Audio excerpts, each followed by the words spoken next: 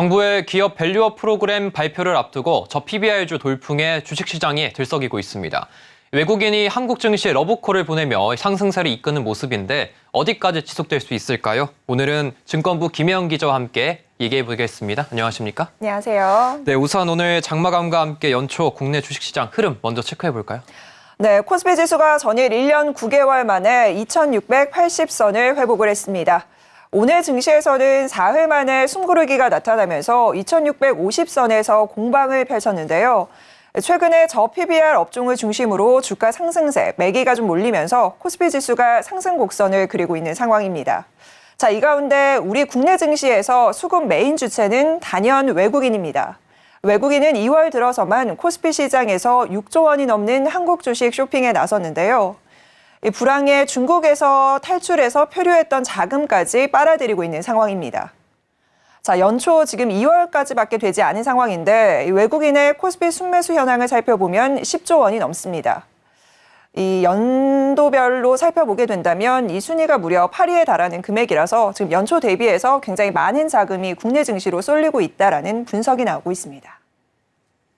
외국인의 관심이 집중된 분야가 단연 이 저PBR주겠죠? 네, 맞습니다. 예.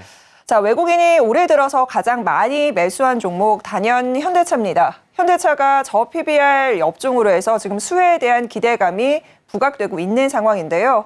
현대차는 올해 들어서만 25%가 넘는 주가 상승세를 시현하고 있습니다.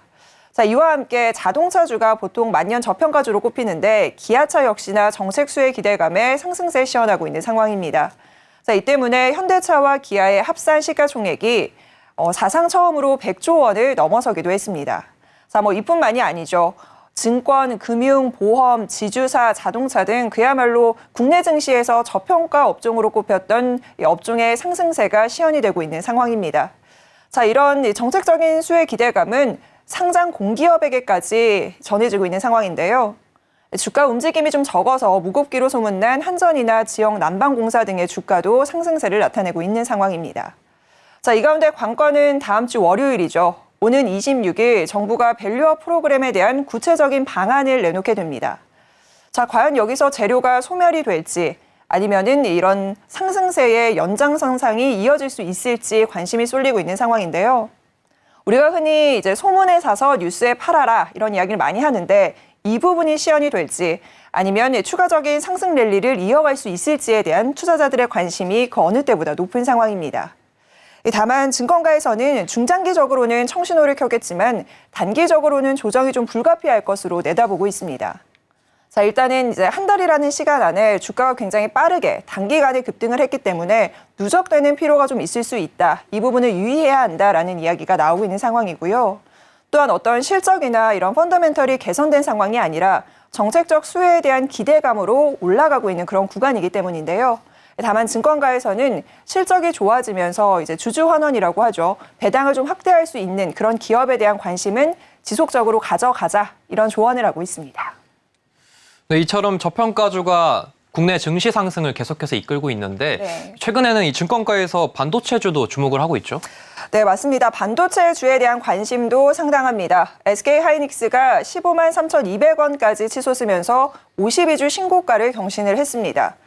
손정희 소프트뱅크 대표가 113조 원 규모의 AI 반도체 펀드를 조성한다라는 소식이 호재로 좀 작용한 모습이고요. 자, 이처럼 AI 시장이 지금 확대가 되고 있는 상황인데 여기에 대한 수혜를 삼성전자나 SK하이닉스 등 이런 반도체주가 받을 수 있다라는 기대감이 커지면서 실적 개선에 대한 기대감과 장밋빛 전망도 나오고 있는 상황입니다. 자, 이 가운데 오는 21일이죠. 글로벌 증시에서 이 AI의 훈풍을 이끌게 된 엔비디아의 실적이 공개가 됩니다. 데이터 센터가 호황을 보였기 때문에 엔비디아 실적 역시나 호실적을 기록할 것으로 보이는데 이 때문에 증권가에서는 단연 SK하이닉스를 주목하고 있습니다. 지금 엔비디아의 HBM을 공급하고 있는 상황이기 때문에 이번 엔비디아의 이제 주가가 실적이 어떻게 발표되느냐에 따라서 국내 반도체주의 증시 향방이 또 다른 국면을 맞이할 수 있을 것으로 보입니다. 네, 그렇다면 상반기 이 코스피 3천선 돌파 가능할 수 있는 이 전망이 나왔다고 하는데 좀 어떻게 될까요? 네, 맞습니다. 상상인증권은 올해 상반기에 코스피가 상단을 좀 높여서 3,050선까지 상단 범위를 늘릴 수 있다라고 보고 있습니다. 수출 회복세가 조금 나타나면서 여기에 기업의 밸류업 프로그램이 더해진 상황이라서 코스피의 추가적인 상승 여력이 충분하다라고 보고 있는 건데요. 상상인 증권은 수출 업황의 회복세가 시현이 된다면 코스피 지수는 상반기 내에 PBR 1.1배까지 오르면서 3,050선까지 상단을 좀 넓힐 수 있을 것으로 전망된다라고 강조하고 있습니다. 네, 오늘은 증권부 김혜영 기자와 함께했습니다. 오늘 말씀 고맙습니다.